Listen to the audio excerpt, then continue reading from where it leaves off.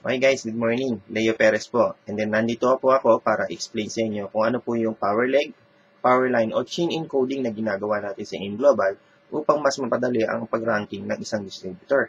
Well, una po muna, explain ko po yung unilevel. Ito po kasi yung bonus na sa unang direct mo or mapapasali, it's meron kang matatanggap na 10% up to the 10th level. Sa second, up to the 10th is meron po kayong 5%. Well, paano po yung tinatawag nilang pang-11th or infinity? Doon po tayo po may tinatawag na ranking or pagiging SE, Silver Executive, Gold Executive, and then Global Ambassador. Yun po yung may tinatawag na 10%, 20%, 30% na additional pa pong income na pwedeng pumasok po sa inyo. Ngunit, paliwanag ko po muna yung C24/7. Example ko lang po, ang C24/7 is meron po tayong 0.2 points. So, bago mag-accumulate ng isang 1 point, is kailangan nyo po ng 5 boxes. And then, para ka maging SE, is kailangan mo ng 50 boxes. So, para sa isang distributor, napakadaming boxes nito para i-consume mo para maging SE muna. Yun nga lang, ang kagandahan nga po sa AIM Global, meron po tayong tinatawag na group points. Pwede kasi halimbawa, mag-usap-usap kayo ng mga distributor, this month, magkaroon tayo ng 7 boxes na repeat order, 7. So, supposed to be, pwede mo ilagay kay 1, 2 boxes, 2 dito, 2 dito, 2 dito, 2 dito. Yan. Dahil ginagawa nga po natin yung tinatawag na chain encoding, yung ginagawa po, yung binamimigay natin yung 500, yung line po natin magiging ganitong itsura. Dikit-dikit.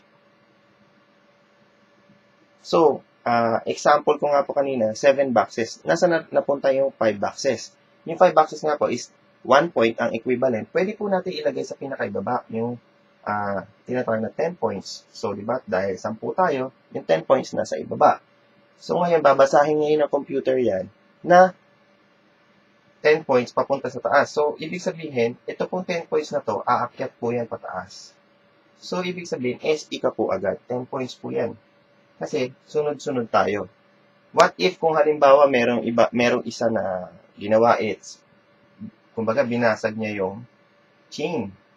So, ibig sabihin, itong si number 5, si 6, siya ang kumuha ng 500. Ganyan na po yung itsura. Ang mangyayari na po sa system is tatalunan po siya.